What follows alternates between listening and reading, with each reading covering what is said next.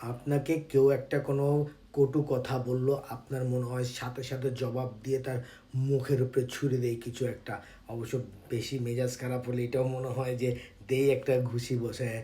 না, এটা একদম করবেন না। এই কুইক রিঅ্যাকশনস গুলো তাৎক্ষণিক প্রতিক্রিয়া সবসময় হচ্ছে খারাপ হয়। এইটার একটা আন্তর্জাতিক গবেষণার একটা সাজেশন আছে, সেটা হচ্ছে ৬ সেকেন্ড।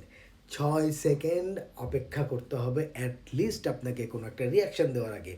৬ সেকেন্ডে ব্রেন ওই কথাটা ঠিক মতো বুঝে নিয়ে ঠিক মতো রিয়্যাক্ট করা, ওটার এগেনস্টে কী করতে হবে সেইটা সময় নেয়। অ্যাটলিস্ট ৬ সেকেন্ড অপেক্ষা করে সুন্দর একটা প্রতিক্রিয়া আপনি দিতে পারেন।